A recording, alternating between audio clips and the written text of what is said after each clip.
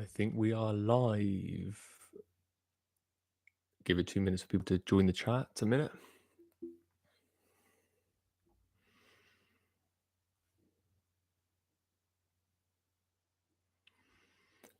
Hope everyone's well. Thank you for joining the chat today, guys. Game week 27.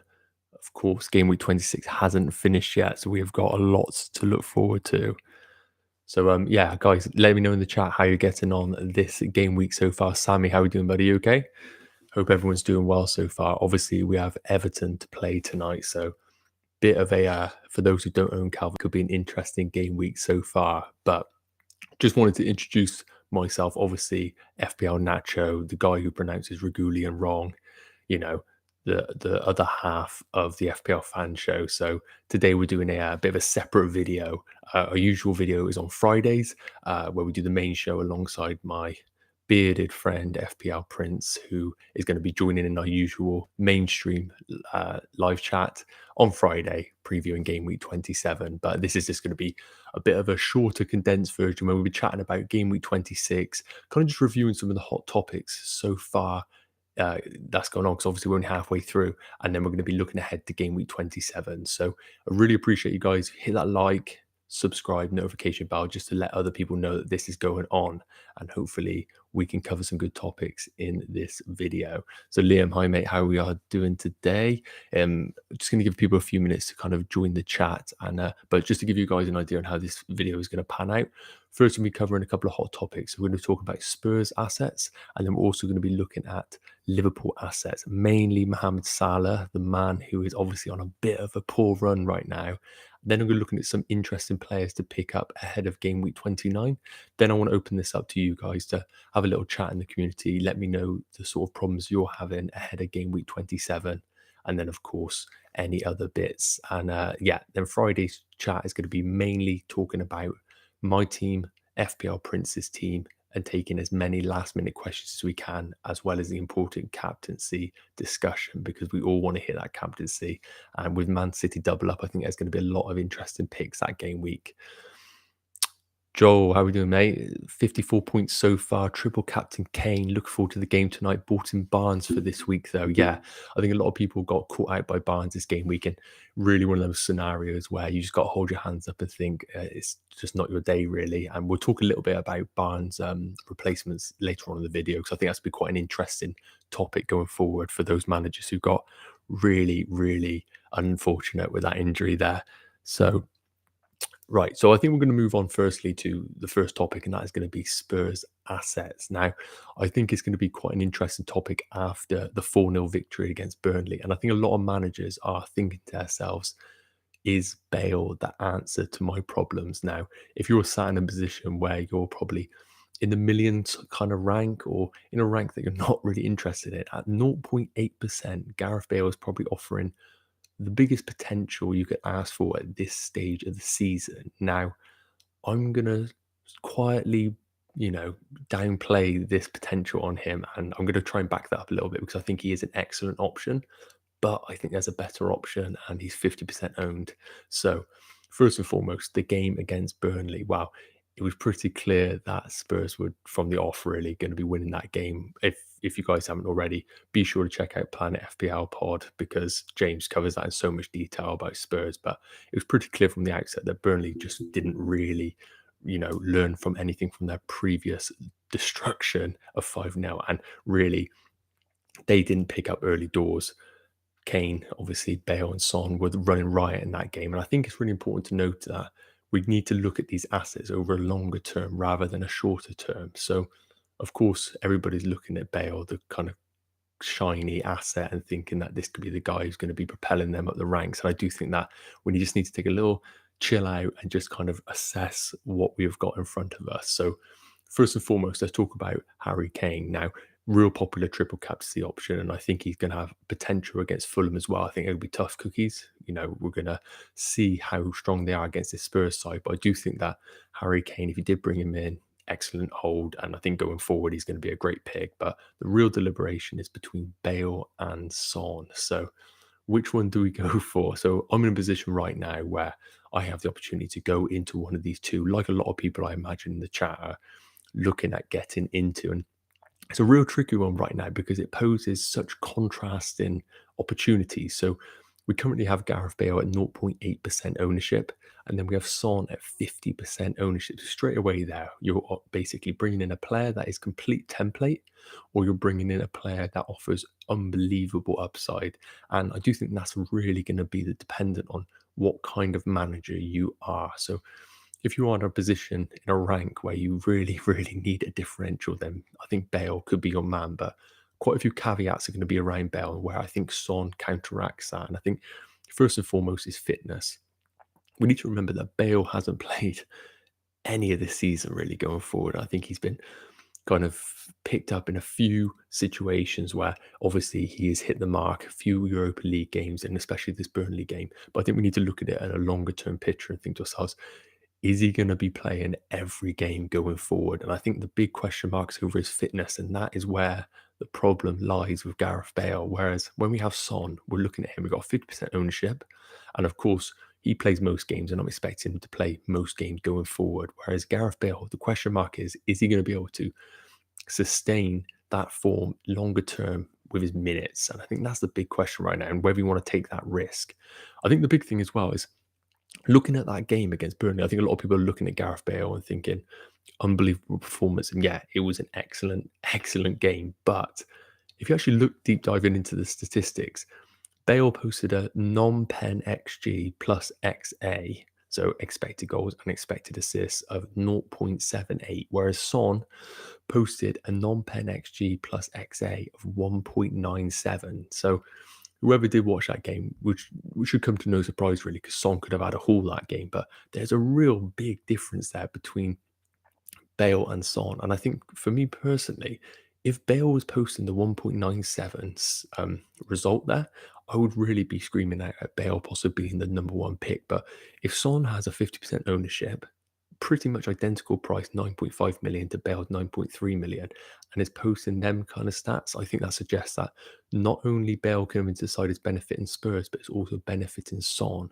And I think if you can, going into Son longer term is probably the best pick. Now, I'm not going to put people off bringing in Bale, but I just think longer term, the important strategy is having players who feature, especially in the blank game week 29. I just think if I had to put my money on one of them players to do better longer term, it would be Son.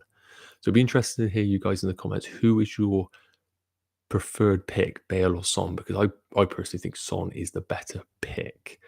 So we've got some questions already. So I'm just going to say, guys, what we'll probably do is we'll hit some questions up right at the back end. But Saki's asked, by the way, Trent came through. How does Nacho do this? Yeah, so for those who didn't check it out in the previous live stream, I got heckled by FPL Prince for still holding Trent, and I had to put my hands up. I was on the same boat as him. But after that 9-pointer, I think it's quite an interesting one to see how people react afterwards. So thankfully that came in good, and hopefully we can have a few more Trent returns going forward. But I think we'll touch on Trent as well, because this is a good segue into the Liverpool assets. And I think a lot of people are currently sat on possibly Liverpool defenders like Robertson or Trent that they didn't really want.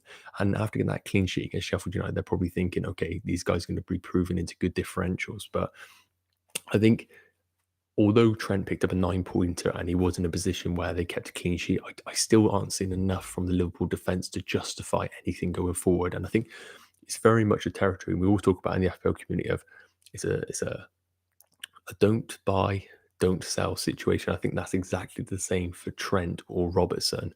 So, of course, coming into a tricky fixture of Chelsea, and then we have got the fixtures of Fulham at home and Wolves away. And I think the big thing there is, as defensive assets, I look at both them fixtures, Fulham at home and Wolves away. And while I think there's going to be pros and problems for them in the attacking third, I don't see as much in the defensive third where they are going to be put as much pressure. And I think that's where the key thing is. I think the upside for Trent or Robertson is actually pretty high in the next two fixtures, because when I look at Fulham, I think of a strong defensive side under Scott Parker. Jesus Christ, nearly got that wrong. Scott Parker. But I think the big thing is with Wolves, especially as well, you don't look at these two teams and scream out goals. So I do think that the upside for these Liverpool defenders is big. And while I wouldn't suggest anybody bringing in Trent or Robertson, I do think that holding them could have a bit of a differential going forward. So for those who do own them, I think this could be proven to be a differential that you wanted going forward. Now, let's talk about Salah, because I think this is the one that everybody is scratching their heads on. I think this is such a difficult one because I do think that he is just being unlucky. And I know people are probably saying that he's poor and he's struggling, but I do think that I believe Bakar, again, for those who don't follow him on Twitter, be sure to check out Big Man Bakar because he puts some excellent threads and stats. But I think the big thing is with Salah, he has missed the most big chances over the last 6 games. And it's the typical situation where he puts a few of them away and we don't talk about anything. And I think it's just a typical form confidence situation where he's just not picking the form right now. And I think going forward, I would like to look at it in a longer picture. So Salah's posted a 0.82 non-pen XG plus XA, 0.51, 0.53 in their last 3 games. Now, this doesn't scream to me form, but it doesn't necessarily scream out of form either. And I think that's what I'm judging my decision on going forward. I think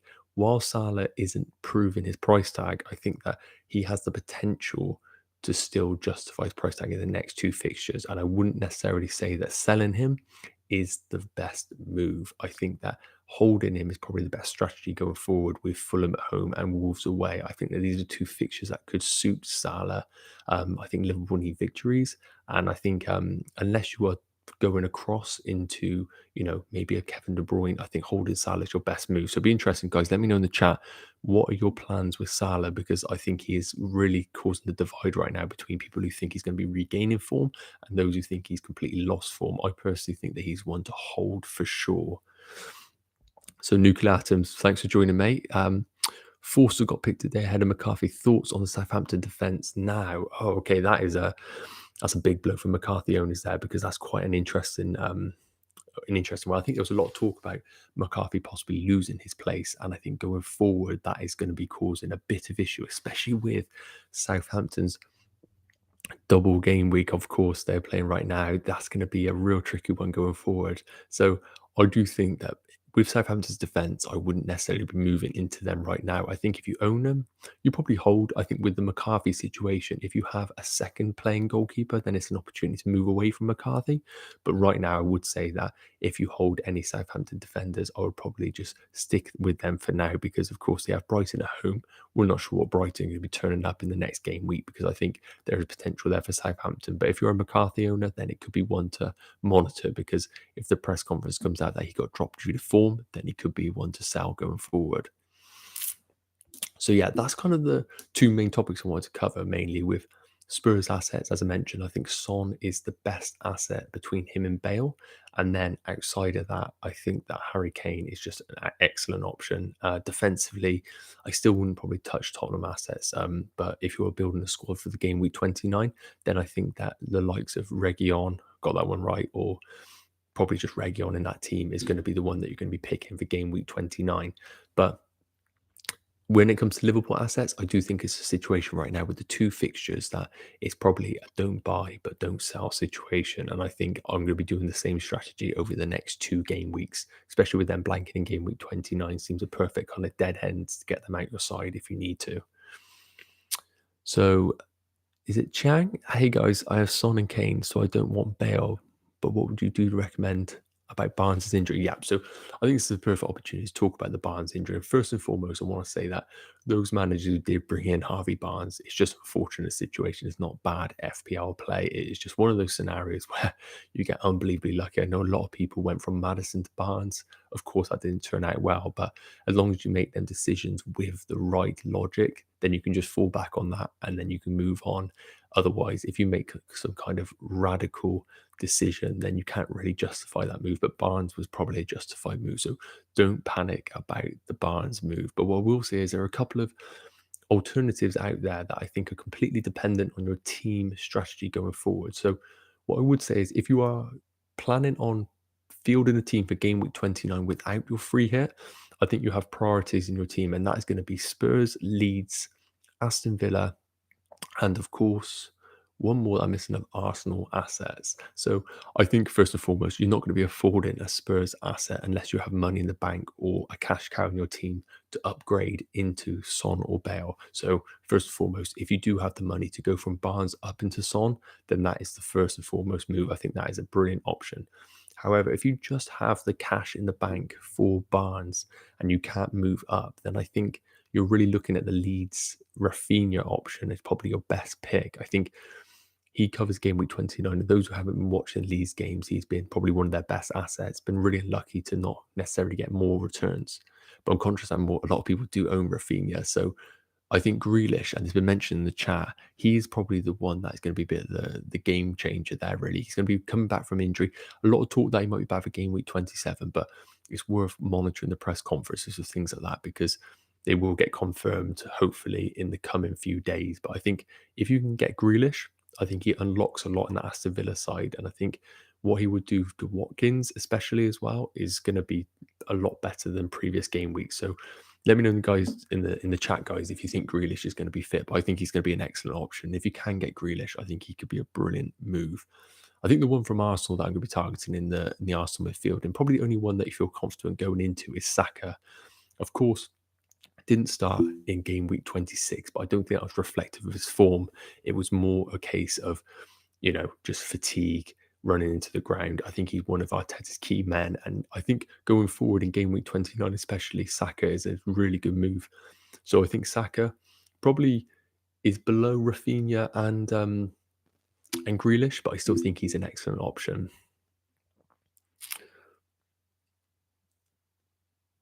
Right, question. What rank are you, by the way? Doesn't mean to ask that many questions.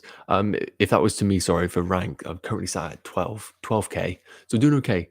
Doing okay. Yeah, I'm hoping for no Calvert-Lewin returns this week, but hopefully we can avoid that. Let me know in the comments, guys, who has gone captain Calvert-Lewin, because I think he's a good move this game week. But yeah, as I mentioned, guys, I think Harvey Barnes alternatives, I wouldn't be going back into Leicester. I think Son, if you can afford him, and then Rafinha and Saka with Grealish are brilliant options. And I think as long as you build your squad for game week 29, then that is a good strategy going forward. So I think outside of them players, I think, as I mentioned, if you're looking for a 2 kind of game week punt, I don't actually think there's a lot out there that I would be screaming towards. I think if you are playing your wildcard after game week 30, 31, then really I think the targets have got to be these game week 29 players, because looking over the next 2 fixtures, to be honest, I don't see a lot of value out there. I think the usual fellas, Leeds have got tricky fixtures, but you're building towards that game week 29. Chelsea have got tricky fixtures. Arsenal have got Burnley away, but then Spurs at home. So I really do think, guys, if you have got a game week 29 sort of strategy, then that is the one that you need to build towards and just target these players and accept that they might have tricky fixtures over the short term, but you're building for that squad in game week 29. I have DCL, but I triple captain Kane. Yeah, that's a brilliant move. I think if you're sat there with Kane and DCL, that's an excellent move, and there's a good chance that Calvert-Lewin might have another double. So be wary of that, because there will be some announcement of the fixtures in probably the next week about that. So be sure to check that out, because Calvert-Lewin could be a really, really good option over the coming game weeks. Thoughts on Salah transfer? It's above. Where's that one, mate? Sorry, we might have to put that one back in. But I do think that if you do have Salah, I still think he's a hold. I think you're not captaining him with the same confidence, and I probably would say that you're going to be. It's a difficult one. I wouldn't be captaining him, and it's crazy to say that with the fixtures that he has. You'd be expecting to put him captaincy against Fulham at home, but I think that he's definitely a hold, because I think over the next 2 game weeks, especially with wildcard in game week 30, such a hard player to bring back in. I would hold him for the 2. I think he will be returning to form just based on the stats. I don't see his stats falling off a cliff. I think it's just that kind of little last bit in the final third which isn't clicking. Oh, FPL Penguin, how are we doing, mate? Keep up the good work. For those who are obviously in the chat and haven't checked out FPL Penguin, be sure to check out his work. Does some really good content. Been doing it for a while as well. Been really doing well. Matthew, should I bring Brewster in for Harvey Barnes?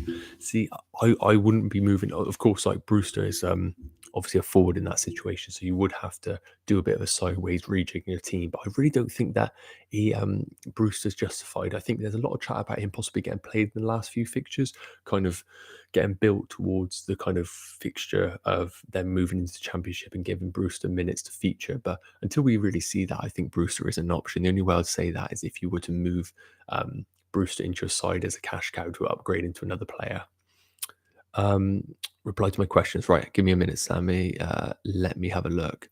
So my team is Martinez, Johnston, Wan-Bissaka, Diaz, Dallas, Kufal, Dunn, Gundo, Madison, Fernandez, Traore, Mount, DCL, Antonio. Okay, 5 minute bank. Can you help me to do my transfers? So first, Sammy, let me know how many free transfers you have in that site, and also if you are building towards a game week 29 squad or not. What is your strategy with chips? And I think that's a big thing, guys, is when you make your transfers, really analyze what kind of strategy you're going for. So are you going for a longer term strategy, or are you, for example, dead ending in game week 30 and then wildcarding into different players? So just really important to identify what your strategy is going forward.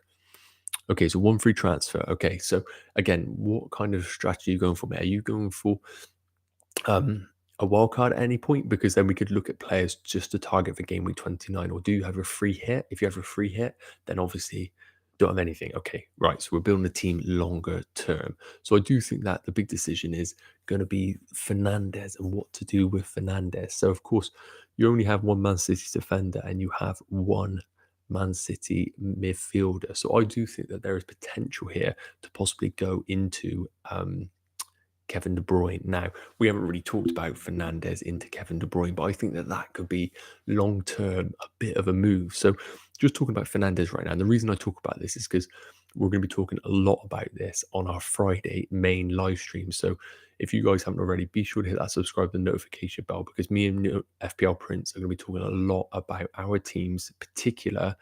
And obviously, after all these game week 26 fixtures, really kind of hone in on the players to own for game week 27 going onwards. And Fernandez is going to be a big one, because I know I am definitely looking at selling him myself. But looking at Man United's fixtures going forward, Man City away, then West Ham at home with a blank in game week 29, then Brighton at home and Tottenham away. Now, if you've seen Man United's stats against the big six, there's only been one goal involved in the entire games, which really hints at Man United being super defensive. And I think that if you own Fernandez, if there was ever a time to jump off, I think it's now. And for example, in your situation where you've currently got two Man City assets and they have a double game week in game week 27, and then an excellent fixture of Fulham away in game week 28. I think it's too good of an opportunity for you to not go from Fernandez into KDB. I think that'd be a brilliant move. I think it offers you the differential in your side that you could go forward, and then obviously a player longer term that you would want to hold. I think that'd be a good move. So Fernandez to KDB would definitely be a big shout. Felix just joined. Not sure if you mentioned it yet, but best Barnes replacement. Yeah, covered Barnes replacements. I think Son, if you can go straight up into him. Otherwise, if you're planning for a game week 29 squad, then I think moving into the likes of Saka, or if Grealish is confirmed fit, then definitely that is one of our top picks. Abraham, sorry if I pronounced that wrong. When is the best time to use my wildcard? I do have bench boost left. Right, okay, so I think if you are in a situation where you don't have your free hit, in this case, I think that using your wild card after game week 29 is probably the best strategy, and it's quite a popular strategy, and here's why. The reason being is because for game week 29, we have 5 fixtures, I believe, and these are teams that long term aren't necessarily going to be ones that you want to own in your side. So if you're a wildcard chip, what you can do is build a squad for that game week 29, so you can field 8 or 9 players, or even 11 if you can. And then what you're able to do is in game week 30 or 31, wildcard out of that team, so that you can obviously prepare for going forward for the better fixtures. So I think if you have your wild card, I would look for game week 30 or 31 to get yourself out of that hideous team that you're going to get in game week 29. But what I would say as well is a lot of managers can be built up with Leeds assets, Aston Villa assets, Arsenal, Spurs. They have brilliant fixture in game week 30. So you probably want to hold off your wild card to game week 31, so that you can then really hold on to that assets and then move out going forward. In terms of bench boost, real tricky one with bench boost. I think that's going to be completely squad dependent. You might be able to wildcard in game week 30 with a squad that you could bench boost into, but I think that's going to be very dependent on your squad depth, really. Yeah, real good point by Nuclear Atoms. I think Yotta is going to be the one to look out for. So there was talk about him being in the squad, but fell with a bit of illness, and he could have actually featured in the game. So I think the big thing about Yotta is he could be an absolute template breaker. And I think for those who are a bit put off by Salah, as I mentioned, I feel like almost holding Salah for the next two, and then those wild carded in game week 30 could then bring in Jota as a half price replacement and then invest that money elsewhere. So I think Salah for two and then into Jota is looking a real viable move. How many double game weeks left? Okay, so we definitely have a double game week. Obviously, we're playing it right now. If you didn't realize already, that's my bad there.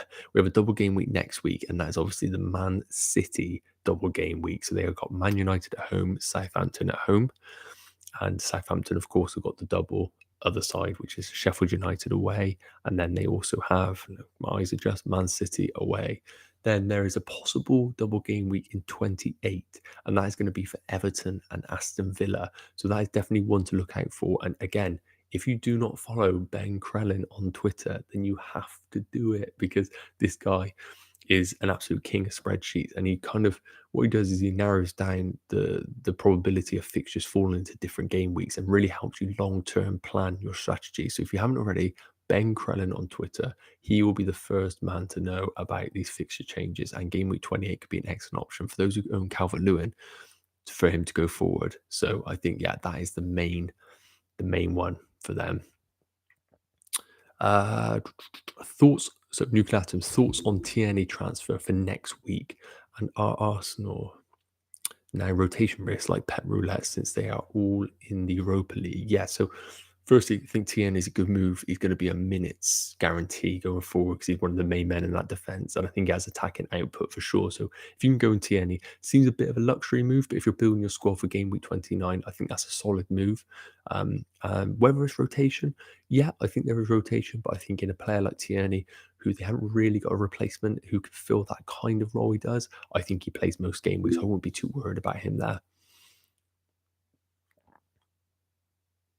Yeah, thank you for support. Yeah, one for those who don't know, on TikTok. So if you, I don't dance unfortunately, but if you want to check out some of the videos on there, do a lot of detailed kind of correct captain videos. So be sure to check that one out.